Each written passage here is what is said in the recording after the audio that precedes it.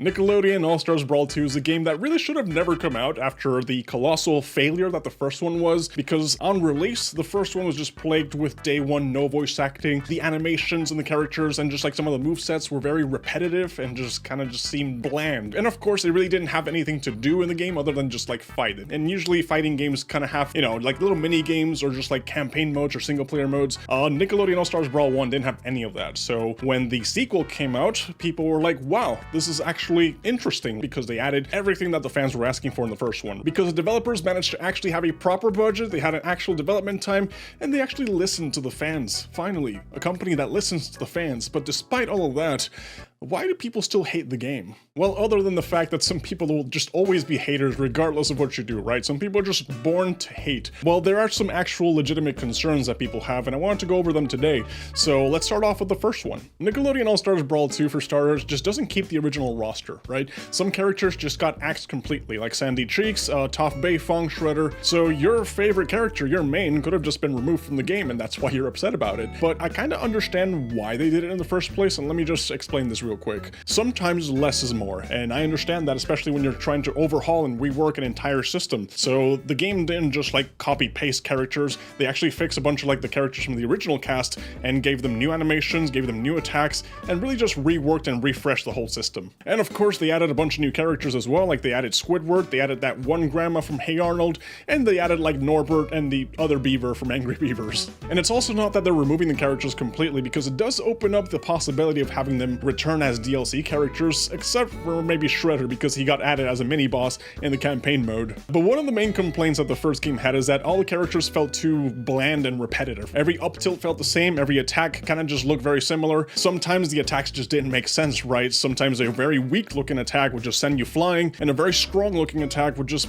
do nothing. It's like there was no real sense in how these attacks work, and Nickelodeon All-Stars Brawl 2 really just adds that oomph back into like the combat system, because strong attacks look strong, weak attacks look weak, and they also added the slime meter, which is a perfect variability addition to the game, because it just adds so many layers into it, because you can play the game defensively with the slime meter, you can use it to make your attack stronger, and of course you can always just save up your slime meter to do your final smash, which every character has them, and I gotta say, animating all that stuff and making it look as cool as they are, it's actually pretty fun. I actually really like that aspect of the game. So despite the fact that they didn't keep the original roster, sometimes honestly less is more, and they didn't follow the traditional Smash Bros approach where you just keep piling characters on top of each other and you just end up with a ginormous roster with nobody to play with. Another point of contention that people have with the game is that the game has a $50 price tag instead of being free. And of course this is going to be a complainers always going to complain situation, because I think people are just too used to the whole Fortnite type of gaming where you just have a free game with a bunch of battle passes and cosmetics and microtransactions. And by the way, over the long run, that free experience, you end up paying a lot more than what you bargained for. So I think that the fact that they're basically just giving you a complete game outright for $50 is actually kind of fair, right? Because it's not like Multiverses, for example, right? Multiverses, you get into the game,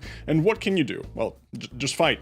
That's it. That's all you can do, just fight. But here in Nickelodeon All-Stars Brawl 2, they added a bunch of features to make it a fully fleshed out game, right? They give you a complete and very fun, very extensive roguelike campaign mode, a bunch of different minigames, and the satisfaction that if the game ever dies, if the community ever just explodes, you still have the offline experience that you can enjoy in the game, which is one of the most important things about gaming these days, right? What happens if the internet explodes one day? Well, you can still play the game. So this campaign mode is actually kind of fun. It's the one I've had the most fun in a while. Kind of reminds me of like the Subspace Emissary to a degree, and it has a roguelike element to it, because you start off doing your runs and you start collecting power-ups and you start unlocking different characters as you fight them, and at the end of every segment you have a boss fight, which is actually kind of enjoyable, right? You don't see this in gaming anymore. And then once you finish your runs, whether you beat it or you get eliminated, you go back to your hub and you get a bunch of currencies that you can actually spend to like decorate your hub, unlock different things, and like the roguelike elements, so you get to like unlock a bunch of things to make your next runs even more fun, as well as also choosing what difficulty you want to make them and what characters you want to run with. So I gotta say that this sort of campaign mode actually adds a lot of replayability to the game, and it's not like Super Smash Bros. Ultimate World of Light where you just play it once and halfway through the run you're already miserable and you never want to play it again. No, this one actually gets you to want to keep playing it over and over again, so I think that's a really big plus, and sort of like a justification as to why it's $50 instead of just being free, right? Because you get so much more content other than just like the traditional fighting enemies, fighting opponents kind of like experience.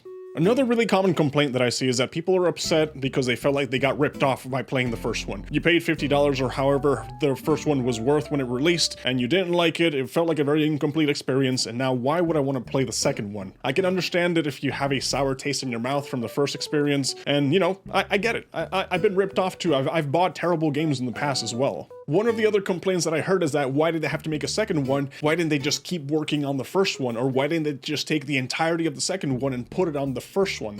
That kind of just didn't make sense for me, honestly. That didn't make sense. But the way I see it here is that people are kind of just used to the Fortnite formula, the Apex Legends, the online gaming community as a whole just is used to having one IP and keep adding onto it like World of Warcraft expansion packs. And well, I want you to picture Nickelodeon All-Star Brawl like if it was Dark Souls. Or like if it was like Smash Bros, right? You don't go like, hey, why didn't they just keep adding into Smash Bros 64 everything that we have until now? Or why do they have to make Dark Souls 1, 2, or 3 instead of just adding onto the first one? That kind of just doesn't make sense, right? So it's like a shift in mentality of how gaming is seen nowadays. But if you played the first one and you felt ripped off, and that's kind of like deterring you from playing the second one, I get it, dude. I get it. But I gotta tell you that this sequel is actually a fully fleshed out, completely reworked thing. It's actually really enjoyable and totally worth it in my opinion. Like I'm just here to tell you like, hey, if you like platform fighters and you like pretty well-made platform fighters, Nickelodeon All-Star Brawl 2 is completely different from the first one, and I think you'll really have fun playing it. And one of the biggest concerns that people have with this game is that they're afraid that the game is just gonna flop and die. Like right now it's currently hyped because the game obviously just released, but 2 weeks from now, 3 weeks from now, all the Smash enthusiasts, which make up the large portion of the player base, will just forget about it and just go back to Smash Bros like they always do every time a new platform fighter comes out. And to this, I have to say that's totally entirely dependent on the community per se, right? Because just because it's a Smash knockoff doesn't mean it's really a Smash knockoff. Like, I think this game has its own flavor and personality, and I think it's different enough to the fact that it can just like stand on its own and not really be seen as a Smash competitor. Like, for example, Rivals of Either, you know, another popular fighting platform game that even though it's technically a Smash knockoff, people still see it and they have a loyal fan base, right? And I think Nickelodeon is such a big IP that people will be like, hey, let's go play that Nickelodeon Smash game, right? And like I said, that even though you might be afraid that the game is gonna flop and die, it still has a very completely realized offline experience. So maybe the online community dies eventually or just like normalizes to regular levels, but you still have a complete game that you can play whenever you want, whenever you have friends over, whenever you feel like playing by yourself. Again, this is not throwing shade to multiverses because I actually really enjoy multiverses, but multiverses right now is completely shut down and it's dead. All that commitment, all that money that people put into the game, down the dumpster, at least until the game fully releases. But that's someone else having complete control of your gaming experience. Meanwhile here, you have full control of what you want to do with the game. And whether the game will actually just die out within 2 weeks or not, I honestly can't tell you that because I don't know, but I can just enjoy the game for what it is now. And currently what it is now is actually very fun, and I think I'm gonna go keep playing it after this. So yeah, that's really all I wanted to talk with you guys about. So I'll catch you on the next one.